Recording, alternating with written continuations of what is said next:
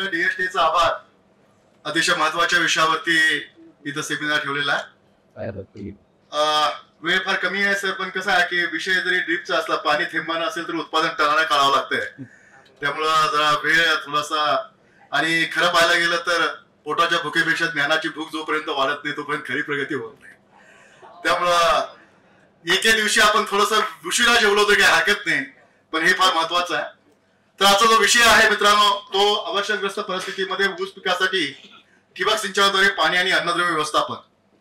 मला असंच्या काळामध्ये दोर वाढला, पण नातवाच्या काळामध्ये दोरच वाढला, पाणीच नाही आतमध्ये.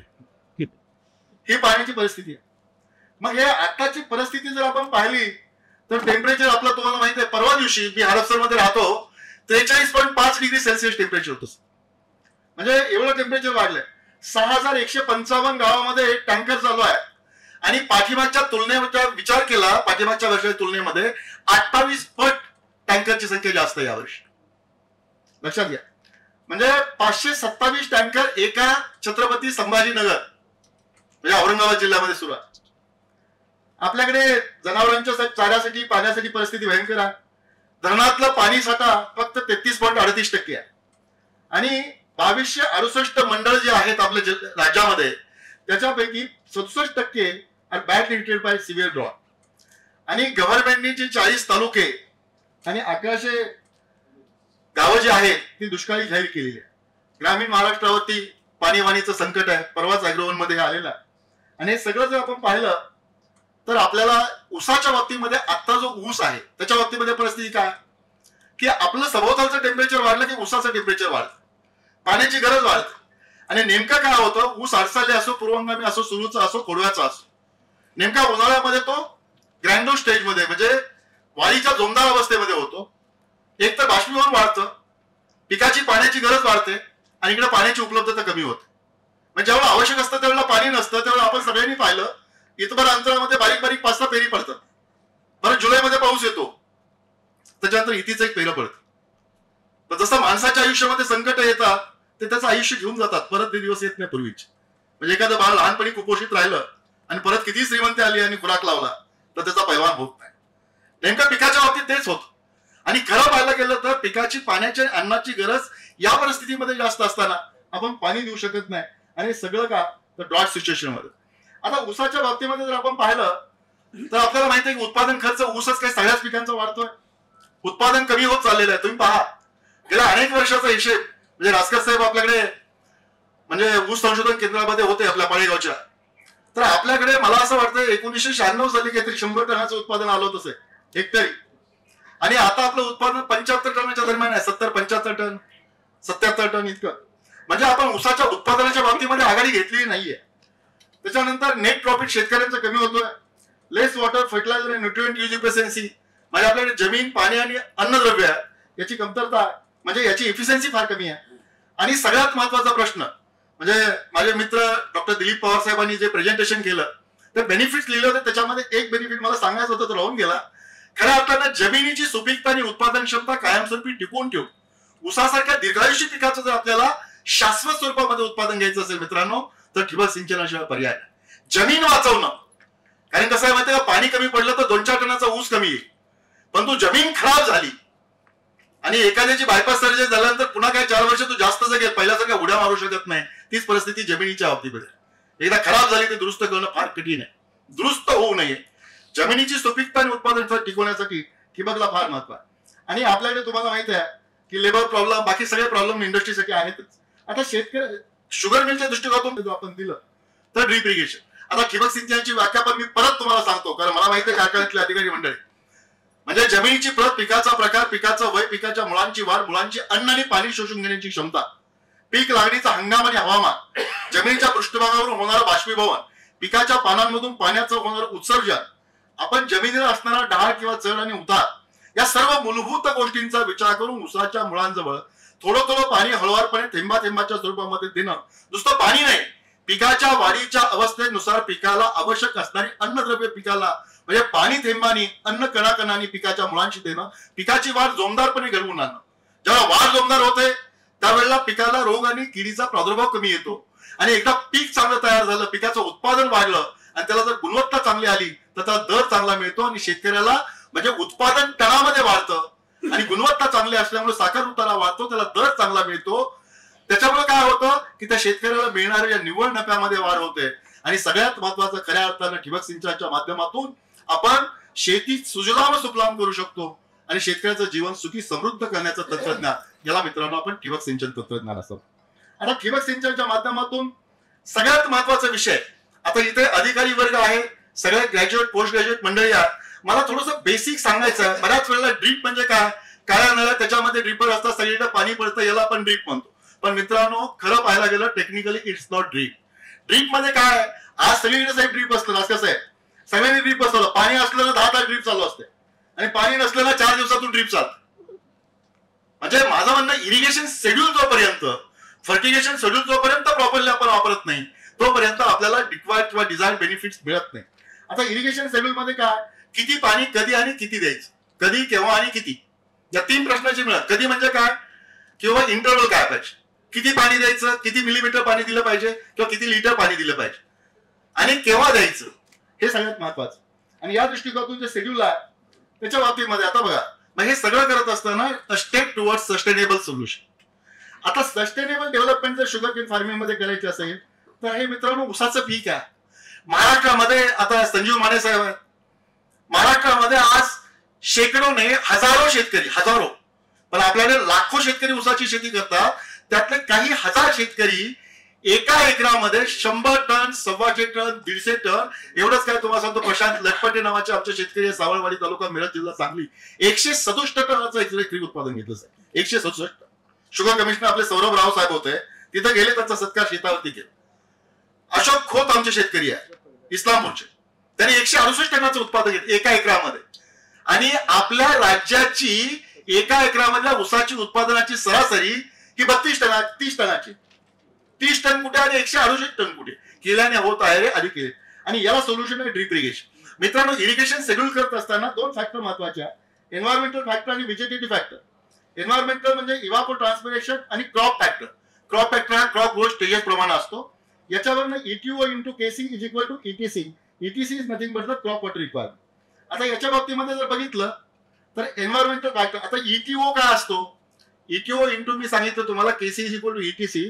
तर ETO असं असतो की याच्यामध्ये आपण साधारणपणे व्हेजिटेटिव्ह म्हणजे ग्रासनं कव्हर जेवढा एरिया असतो तिथून जे पाणी उडून जातं आणि त्यावेळेला जी पाण्याची परिस्थिती असते त्याच्यावरून आपण रेफरन्स क्रॉप इव्हापोट्रान्सपिरेशन काढतो, that is ETO into KC crop growth stages. आणि क्रॉप ग्रोथ स्टेजेसच्या बाबतीमध्ये बघा, इनिशियली ते जास्त असतात, पीक स्टेजेसला कमी वाढतात आणि परत ते कमी होतात.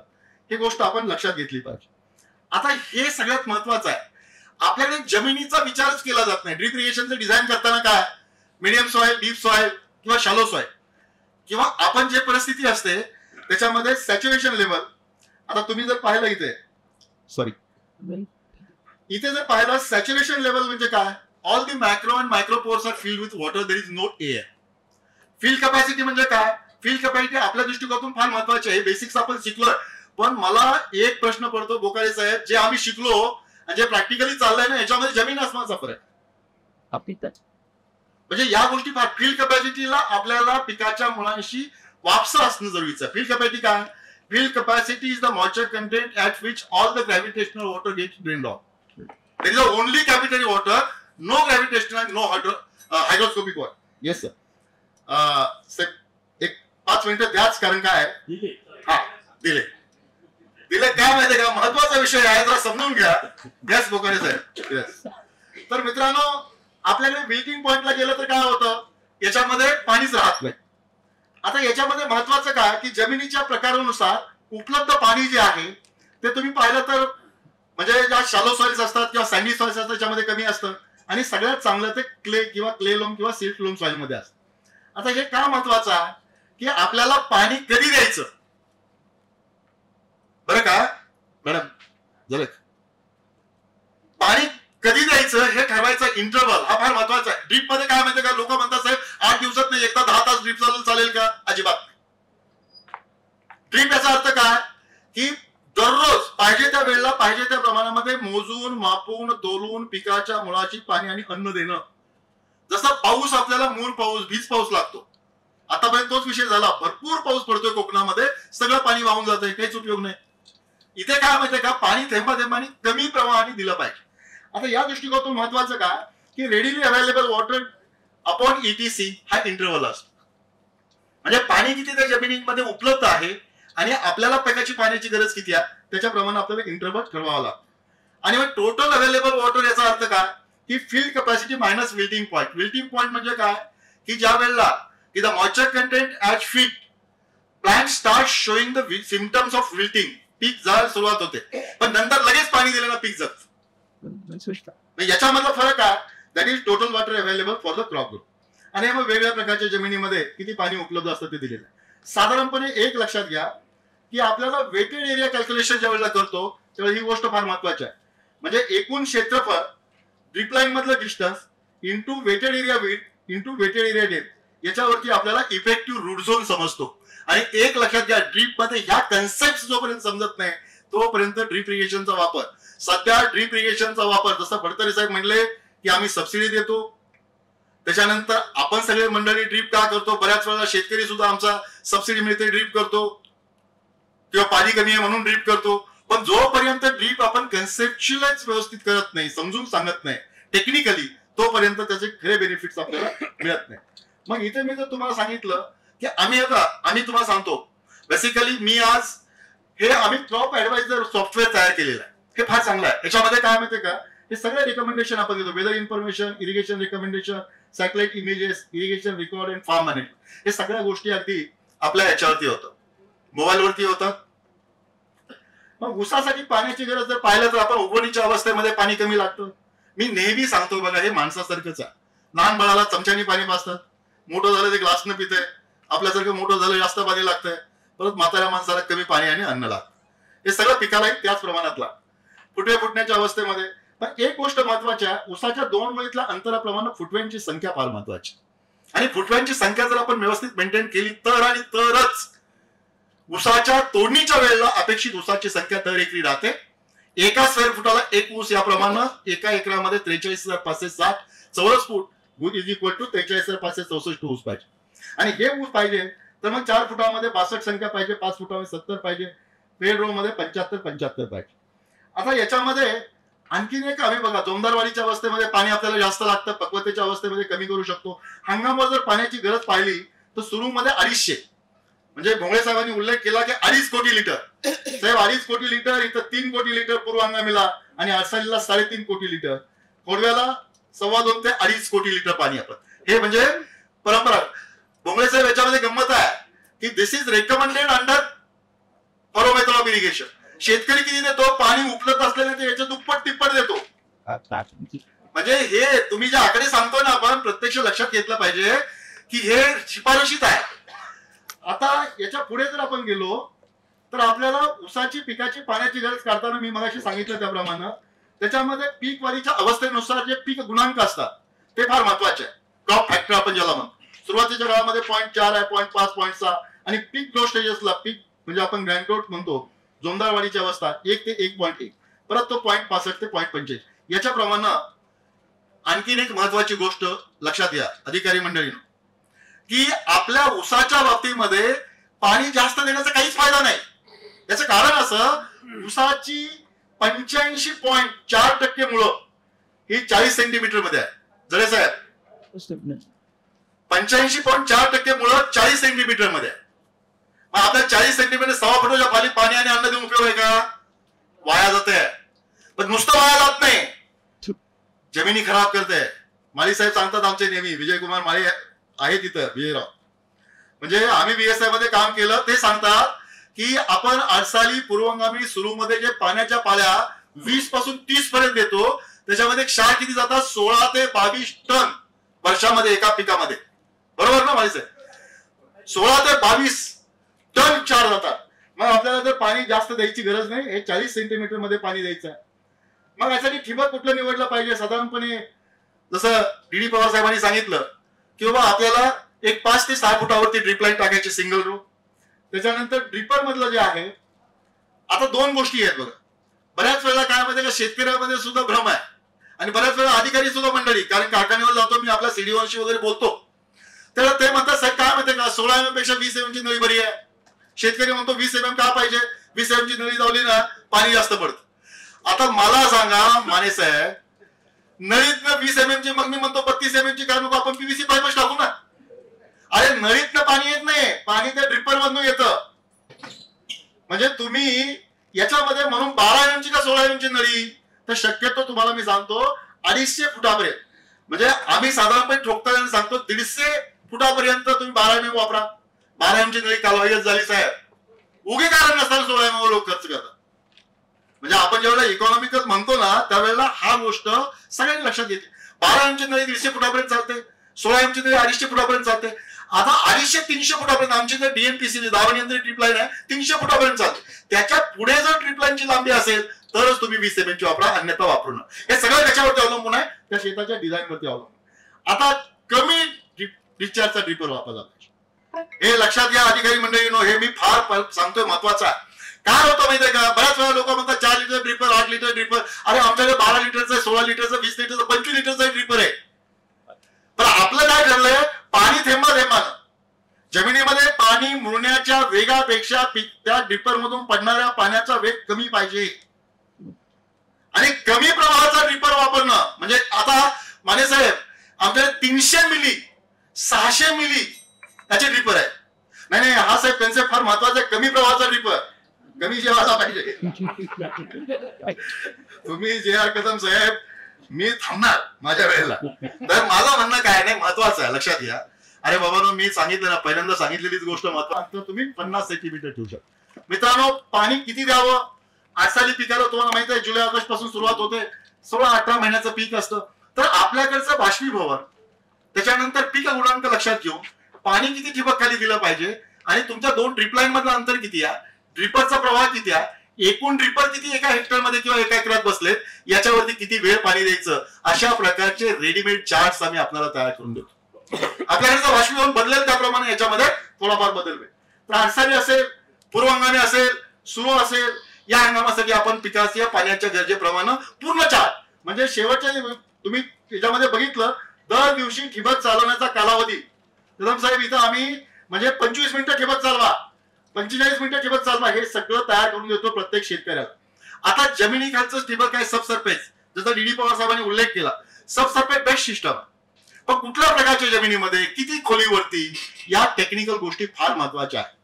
नाहीतर काय म्हणतात खूप घट्ट जमीन आहे, जसं आपण म्हटलो मगाशी की भोंगळे साहेबांनी उल्लेख केला की आपल्याकडे 80% जर बेसॉल्ट रॉक आहे आणि तिथे आपण जर पाणी आडवा उभा आणि आडवा जर कांदा लावलो तिथं गाळा बसणार आणि त्याचं काय होणार, सिमेंट होणार. पण तिथे आपल्याला सबसर्फेस चालेल. म्हणजे जमिनीच्या प्रकारानुसार किती खोलीवरती कुठल्या प्रकारचं ठिबक, या गोष्टी जर केल्या हे फार चांगलं आहे. याच्यामध्ये मेकॅनाइज्ड ऑपरेशन करता येतात, लागणीपासून तोडणीपर्यंत सगळं. आता ऊस आणि खत याचा फार महत्वाचा. आपल्याला माहिती आहे 18 अन्नद्रव्य लागतात पिकाला, 16 नाही आता 2 जास्त लागतात, सिलिकॉन आले त्याच्यामध्ये. लक्षात घ्या ही अन्नद्रव्य आपल्याला योग्य प्रमाणामध्ये योग्य ठिकाणी पोषण जर दर्जाचं असेल तरच पीक चांगलं येईल. आता खरं पाहायला गेलं तर महाराष्ट्रामध्ये विभागनिहाय आपल्याकडे रासायनिक खतांच्या नत्रस्फुरत पालाच्या हे शिफारशी केलेल्या आहेत. हे पायवाणी वसंतदादा शुगर इन्स्टिट्यूट यांनी फार पूर्वीपासून केलंय. आता रासकर साहेब याच्यामध्ये मला म्हणायचं 1936 साली मला वाटतं आपलं पालेगाव संशोधन केलं जातं. किती 32 साली. आता 32 नंतर आज आपण 2024 मध्ये शिफारशी बदलल्या का साहेब? या शिफारशी 91-92 आहेत, पण याच्यावर काम चालू आहे. म्हणजे माझं म्हणणं असं आहे की रासकर साहेब सुद्धा आता आपल्या बरोबरच आहे. म्हणजे आता ते तिथे नाहीत म्हणून आपल्या बरोबरच आहे, कारण का या शिफारशी बदलण्याची गरज आहे. तर माझं म्हणणं आहे की या आपण जर आता पाहिलं तर फर्टिगेशनचा कन्सेप्ट काय, त्याच्यामध्ये maximising crop and soil productivity, maximising fertiliser efficiency आणि सगळ्यात पहिला तर मिनिमायझिंग द प्रोडक्शन कॉस्ट. आपण आता बघा IPL चालू आहे, रन्स काढण्यापेक्षा रन वाचवणं महत्वाचं आहे ना. रन वाचवणं याचा अर्थ रन काढणं आहे, तसं प्रोडक्शन कॉस्ट कमी करणं म्हणजे नफ्यामध्ये वाढ करण्याचं. आता हा कन्सेप्ट फार महत्वाचा आहे. बऱ्याच वेळा फर्टिगेशन शेड्यूल महाराष्ट्रामध्ये तयार करून देतात ना, ते कशावरती आहे की बाबा पिकाची वाढीच्या अवस्थेनुसार. पण इथं काय अपटेक पॅटर्न फार महत्वाचा आहे. आता इथे बघा तुम्ही जर म्हणजे फर्टिलायझर यूज इफिशियन्सीचा विचार केला तर मातीतून खतं दिली तर नायट्रोजनची इफिशियन्सी 30-50% असते, फॉस्फरसची 20% असते, पालाची 50% असते. परंतु हे ड्रीप मधून दिलं तर नत्राची कार्यक्षमता 95% पर्यंत जाते, फॉस्फरसची 2.5 पट होते, पोटॅशियमची 80% पर्यंत जाते. याचं कारण काय, पाठ पाण्याखाली गिचिंग होऊन जातं, सगळं खाली जातं. ड्रीप खाली काय होतं, तुम्ही खतं फेकून दिली आणि ड्रीपनं पाणी दिलं तर तिथेच राहतात खतं. परंतु पाण्याबरोबर ड्रीप मध्ये मिसळून जर दिली तर पिकाच्या मुळाच्या संपूर्ण कार्यक्षेत्रामध्ये एकसारखी खत. आता ठिबक मधून खतं दिल्यामुळे काय होतंय की बाबा जे आपल्याला सूक्ष्म अन्नद्रव्य सुद्धा आहे किंवा सूक्ष्म जी खत कमी प्रमाणामध्ये ते योग्य ठिकाणी आणि त्याचा अपटेक चांगला, हा भाग महत्वाचा. आता खत व्यवस्थापनामध्ये आपल्याला माहिती आहे फर्टिलायझर टँकचा वापर करतो, वेंचुरीचा वापर, इंजेक्शन पंपचा वापर करतो, पण बेस्ट इज द वेंचुरी. आता हे अपटेक पॅटर्न मी म्हणतो हा फार महत्वाचा आहे. बघा नत्र आणि स्फुरद हे आपल्याला फुटवे फुटण्याच्या अवस्थेपर्यंत जास्त लागतंय, परत कमी लागतंय. पालाच्या बाबतीमध्ये बघितलं सुरुवातीला पालाश कमी लागतोय, नंतर पालाश जास्त लागतो. याप्रमाणे फर्टिगेशन शेड्यूल करायला पाहिजे. हे फर्टिगेशन शेड्यूल प्रत्येक शेतकऱ्याला त्याच्या जमिनीचं जर पृथक्करण म्हणजे मातीचं पृथक्करण असेल त्याप्रमाणे करून देतो. सुरू हंगामामध्ये पूर्व हंगामी याच्यामध्ये बेसिक बघा की इंटिग्रेटेड अप्रोच. आणि साहेब आपण नेहमी सांगतोय की सेंद्रिय अधिक रासायनिक अधिक जैविक हा खतांचा. आता आपण काय करतोय म्हणजे इथं म्हटलं शेणखत 10 टन, गंधक 24 kilo, ferrous sulphate, zinc sulphate, manganese sulphate, निंबोळी, बोरॉन हे बेसल डोस मध्ये गेलं पाहिजे आणि नंतर ड्रीप मधून खतं सुरू झाली. हे प्रत्येक सीझन साठी दिलेलं आहे. आता हे फर्टिगेशन शेड्यूल आमच्याकडे काही शेतकरी, आता 167 टनाचा शेतकरी सांगितला प्रशांत लटपटे साहेब, तो शेतकरी नेटापिमचा, त्याला फर्टिगेशन शेड्यूल आम्ही तयार करून दिलं. आमच्याकडे असे कितीतरी शेतकरी की ज्याने ऑटोमेशन केलेलं आहे ते डेली फर्टिगेशन करतात. मग त्यांना आम्ही सांगतो डेली जर करायचं असेल तर 3 kilo area, 1.25 kilo, 12x0, 2 kilo, परत पुन्हा सांगतो 21 दिवस, असं प्रत्येक दिवसाचं 300 दिवसापर्यंत फर्टिगेशन शेड्यूल करतो. रिझल्ट इतके उत्कृष्ट मिळतात आहे. म्हणजे हल्ली काय माहिती का, पूर्वीच्या काळामध्ये आपण राधानगरी कोल्हापूर भागामध्ये गुंट्याला 3 टन, गुंट्याला 4 टन हिशेब होता. म्हणजे तुम्ही साहेब तिकडे शंकरराव चव्हाण कारखान्यावरती आपण बघितलं असेल, म्हणजे तिकडे त्या भागामध्ये एकरात नाही हिशेब काय विलासराव देशमुख साहेब आहे तिथं काय तिकडे हिशेब आहे. नाही मी ते विदर्भामध्ये एका देशमुखाच्या वाड्यावर जेवायला होतो, ते म्हणले माझा 2,500 टन ऊस जातो. मी विचारलं त्यांना किती एकर ऊस आहे, तर ते मला काय म्हणले माहितीये का, 250 एकर ऊस आहे माझा, 2,500 टन जातो. मी म्हणलं आमच्या कोल्हापूर भागामध्ये राधानगरीला वगैरे गुंट्याला 3 टन, गुंट्याला 4 टन हिशेब झाला, इथे एकराला 10 टन. फार अवस्था वाईट आहे. म्हणजे बघा बिहारचं सुद्धा, बिहारमध्ये आम्ही जायचो रिगा शुगर कंपनीला, माझ्या सर्वांना माहिती आहे 11 टन पर एकर साहेब त्याचं प्रोडक्शन. आता याच्यामध्ये पुढे हे VSIचे प्रोडक्ट्स वापरले पाहिजेत, फार चांगले आहे. सॉइल हेल्थ, प्लांट हेल्थ, वसंत ऊर्जा, मल्टी मायक्रोन्यूट्रिएंट, मायक्रोसोल. आता ऑटोमेशन हा एक फार महत्वाचा डिजिटल फार्मिंग सोल्युशन म्हणतो आपण. एक लक्षात घ्या की प्रिसिजन इरिगेशन ज्यावेळेला आपण म्हणतो ना, that cannot be done with only drip irrigation manually operated. माणूस म्हटलं इरर आली, 1 वाजता भूक लागो न लागो आपण जेवतोच गरजेप्रमाणे. भूक लागली का नाही जे कदम साहेब, भूक लागली असेल तर जेवण्यात मजा आहे. तर इथे आमच्याकडे भूक लागली तर खत, तहान लागली तर पाणी. आता भूक लागून पुढे गेलं ना जरा जास्त जाईल, काय नाही फरक पडत. तर डिजिटल फार्मिंग सोल्युशन. त्याच्यानंतर इकॉनॉमिक्स बघा, हे फार महत्वाचं आहे. काही केलं ना रुपयाला 3-4 रुपये होतात बघा ड्रीप केलं म्हणजे पहिला खोडवा, दुसरा खोडवा. हे आम्ही रेग्युलर सिस्टम, थिनवॉल, DNPC, त्याच्यानंतर विथ आता हे DNPC दिले बघा, याच्यामध्ये खूप चांगले बेनिफिट आहे. 458, 41, 326, 458 याच्यामध्ये सगळं म्हणजे 4 पिकं मी घेतलेली आहे. त्याच्यानंतर पण DNPC आणि DFS म्हणजे ऑटोमेशन केलं तरी सुद्धा आपल्याला ते बेनिफिट आहे. आता हे सक्सेस स्टोरी मी सांगतो. हे पहा, हे लटपटे म्हणून शेतकरी आहे माझ्यासाठी, तुम्हाला माहित असेल सावळवाडीचे, येस मित्र आहे. तर यांनी मला 167 टनाचं उत्पादन काढलं एकरामध्ये, फार चांगली शेती, पण भयंकर चांगलं साहेब. ऑर्गॅनिक कार्बन आमचे रमेश हापसे साहेब इथे आहेत. ऑर्गॅनिक कार्बन हापसे साहेब याचा 1.63 होता, आपला 0.3 आहे बरं का. त्यामुळं त्याच्यानंतर हे दुसरे शेतकरी संजय कदम 137 टन साहेब, कौतुक. 137 टनाचं याच्यासाठी 16 एकराचं उत्पादन, 16 एकरात सरासरी ऑटोमेशन केलेलं आहे पुरं. हे सगळे शेतकरी हे बघा ऊस आहे. म्हणजे बघा मारुतराव जाधव त्यावेळेला सीडीओ होते, इथं आमच्या अॅग्रोनॉमिस्ट सुद्धा आहेत. हे संजय कदम नावाचे शेतकरी आहेत. हे डबल ड्रिप लाईन केली होती, महाराणी जमीन आहे मला साहेब, तुम्ही पाहिलेलंच आहे बरोबरच आहात. डबल ड्रिप लाईन केली साहेब. डबल ड्रिप लाईनचा कन्सेप्ट उसात सुद्धा येऊ राहिला. हा, आणि याचे बेनिफिट फार चांगले आहेत. यशोनाथामध्ये आता हे बाकी शेतकरी आहेत बघा, 100 टनावर गेले, 119 टनावर गेले. हा एक प्रोजेक्ट आहे बघा, सांगली जिल्ह्यातच आहे, वाळव्यातच आहे. गोटकिंडीचा प्रोजेक्ट 2010 साली केला, 2024 मध्ये. मला सांगायला फार आनंद आणि अभिमान वाटतो की हा प्रोजेक्ट यशस्वीपणे सुरू आहे. यावर्षी आम्ही फक्त ड्रिपलाईन बदलतोय साहेब 14 वर्षानंतर. याचा साहेब सगळ्यात बेनिफिट काय, माने साहेबांना माहिती आहे की या स्कीम खालच्या काही शेतकऱ्यांना ऊसभूषण मिळालं. बीएसएस कुलकर्णी म्हणून शेतकरी 121 टनाचं उत्पादन काढलं. आणि सगळ्यात महत्वाचं या प्रोजेक्टमुळे काय झालं, तर जमिनीची सुपीकता सुधारली आहे. पीएच साहेब 8.5 होता, तो आता 7.25 वर आलेला. याच्यानंतर तुम्हाला सांगतो की भोंगळे साहेब म्हटलं जुलै नंतर पाऊस सुरू होणार आहे, पण भोंगळे साहेब यंदा पाऊस का उत्तम म्हणतायत. म्हणजे ही जर परिस्थिती पाहिली तर 106% पाऊस होईल असं म्हणताय. म्हणजे 110%हून अधिक 30% क्षेत्रावरती पाऊस होईल आणि चांगली परिस्थिती ऑल इंडिया लेवलला.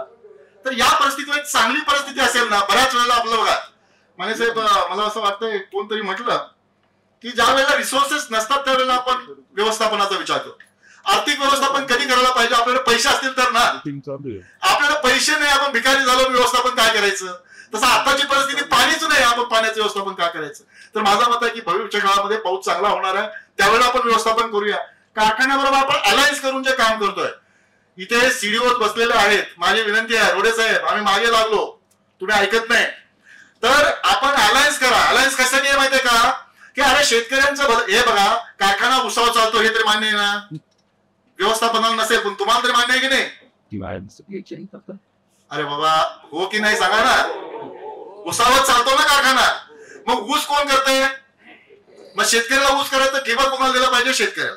तर अलायन्स करणं फार महत्वाचं आहे. तर हे सगळं करायचं असेल, लेट्स ऍक्ट टुडे, बरं का. आणि हे जर करायचं असेल तर आपल्याला ड्रीप केलं पाहिजे. सगळ्यांचे मनपूर्वक आभार. एकच पत्ता आहे इथे, miss call number, toll free number आहे आणि अरुण देशमुखांचा सुद्धा नंबर आहे. कधी कॉन्टॅक्ट करा, 24 तास कधी फोन चालू आहे आपला. एक महत्वाचं फक्त जाताना सांगतो साहेब, ऐका नाही, म्हणजे वाणी आणि पाणी जपून वापरण्याची गरज आहे, लक्षात घ्या. वाणीमुळे वर्तमान काळ आणि भविष्य काळ आपला माहिती आहे तुम्हाला, तसंच पाण्यामुळे वर्तमान आणि भविष्य काळ आपला त्याच्यावरती अवलंबून आहे. तर वाणी आणि पाणी व्यवस्थित कार्यक्षमतेने वापरा. ठिबक सिंचनाचा वापर करणं ही काळाची गरज आहे, प्रत्येकाने त्याच्यामध्ये लक्ष घातलं पाहिजे. ऊस गोळा करणे हे आपल्या कृषी खात्याचं काम नसून ऊस निर्माण करणे, ऊसाची उत्पादकता वाढवणे हे आपलं काम आहे, लक्षात. उत्कृष्ट भाषण दिलं, कमी पडला त्याबद्दल सॉरी. तर्फे आपला सत्कार करीत आहे.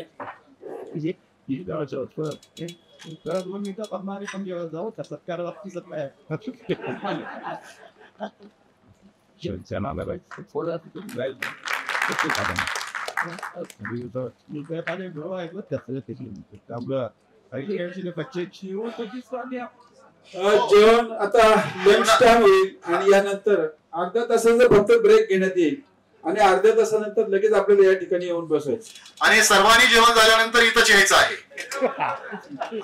3ऱ्या मजल्यावरती जेवणाची व्यवस्था केलेली आहे. 3ऱ्या मजल्यावरती सर्वांनी स्नेह भोजनाचा लाभ घ्यावा. लंच नंतर अतिशय महत्वाची लेक्चर आहेत. त्याच्यामध्ये विजयकुमार सरोड, बीडी जडे साहेब आहेत जैन इरिगेशनचे, कृष्णार्थ माहुरकर साहेब आहेत नेटाफेमचे, आयोग शेख आहेत कोठारी ऍग्रीटेकचे, विजय पाटील आहेत इकॉनॉमिक्स, आर्यम गंगाई साहेब आहेत लाईफ मेंबर छत्रपती कारखान्याचे. 6 लेक्चर अतिशय महत्वाचे आहेत. 20 मिनिटाचा फक्त ब्रेक आहे. 3ऱ्या मजल्यात जाऊन